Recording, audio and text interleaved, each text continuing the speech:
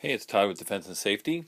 Another quick little knife review for you. This is another one of these 2012 mid-year release Spydercos. This is the Schempp Tuff. I would say tough is the right word for it. As you can see, it's got a unique blade shape.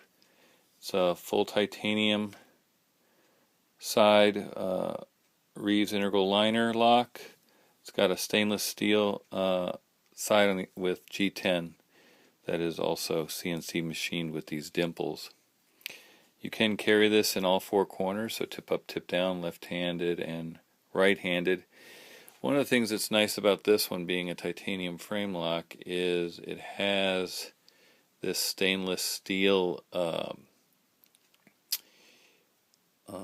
what do they call it? The stainless steel interface, and it also kind of extends below this or in front of this, so it prevents over travel when you push it back. You can see it is adjustable here with just a I think it's a T8 or T10, and then of course the T6 here to move this around, which goes around the lanyard hole. It's a pretty generous lanyard hold. Again, I don't get what lanyard holds are for. I'm not a fan of them. Again, a pretty darn beefy Spyderco. I guess the best thing to compare it to would be the military. And as you can see, it's not quite as long as the military, but it is quite a bit heavier. You can see on the cutting edge, I've compared it already to the Para 2. It's about the same cutting edge from the choil forward as a Para 2. Obviously a little bit less handle, so if you put the handles here you still see it's almost the same size as the military. But you can see the blade thickness here, 4 millimeters. I mean, look at that, it's huge. I'll give you a couple other comparisons just for people who have different knives here. One of my all-time favorites, the Benchmade 710.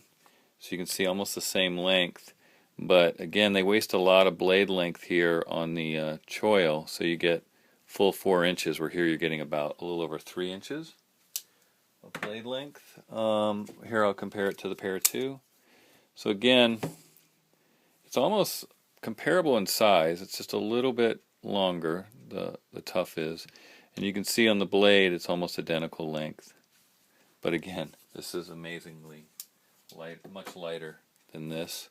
Say ZT.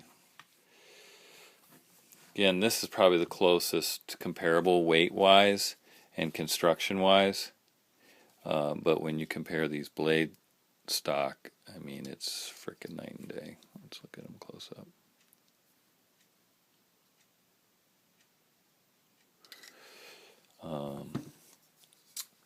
So yeah, it's definitely a beefy knife. I was a little bit surprised. It's got this this groove they call is a what do they call this? Edge is a fuller, machined fuller. It's supposed to help lighten the blade and add strength. And it's made out of the CPM V3 steel. It's a powder steel.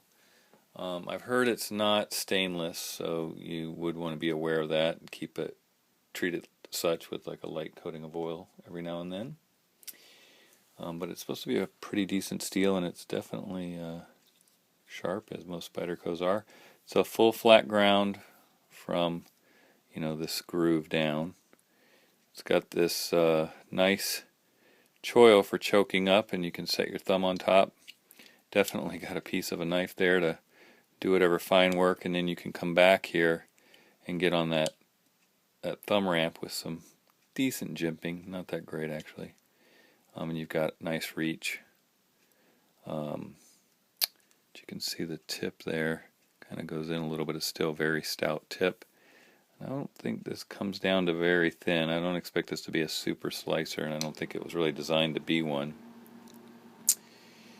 So yeah, my first impressions are this is a nice knife. Now I will say that this lock bar is really has a lot of tension on it, and you cannot flick this knife open like you can a military or paramilitary. You can't use the little finger spidery flick here.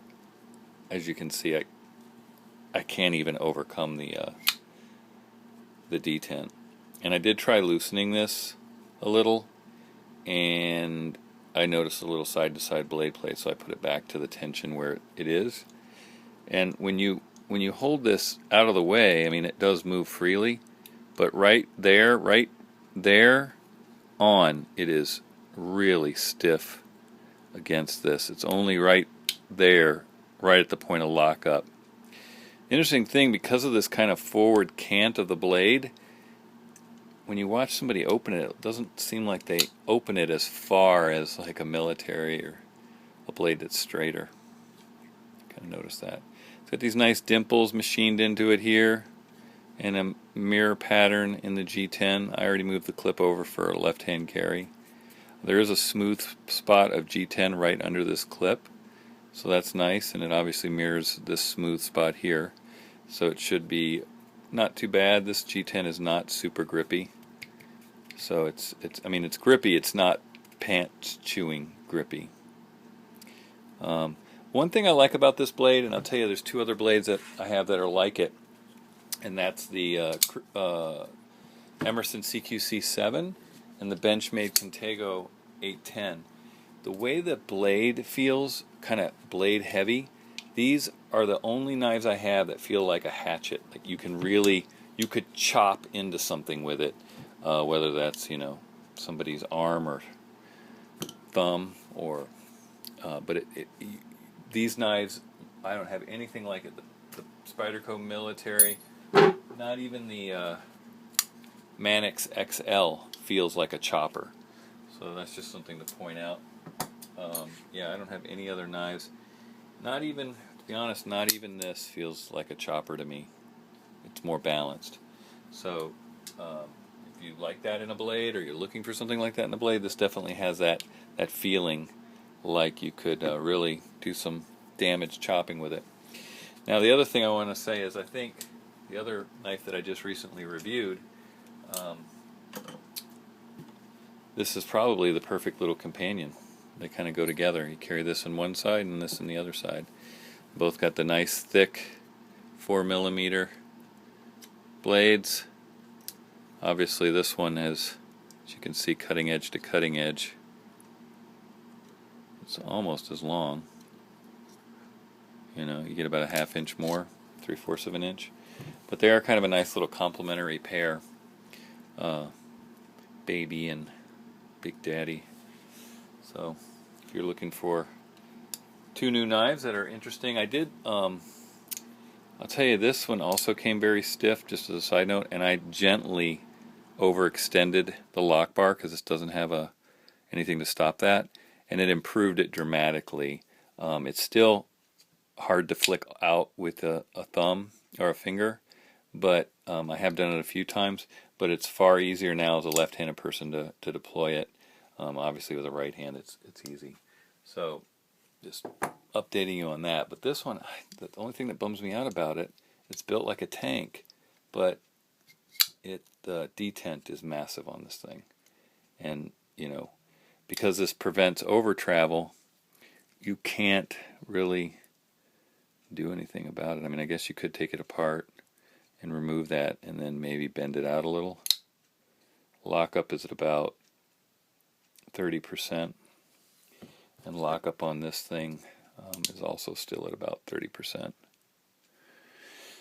I imagine this lockup's going to stay the same because of this metal insert. Anyway, it's an interesting knife. It's definitely cool. It's a departure from what I see as most Spyderco designs, so I like to see that, and I'll wear it around for a while and see what I think long term here. But so far, I'm pretty happy with it. It's definitely heavy. It's one of the heavier knives I own, so you should take that into consideration as well. All right, well, this has been my review of the Spyderco Schempp Tuff in CPM V3 steel with titanium lock bar. Thanks for watching.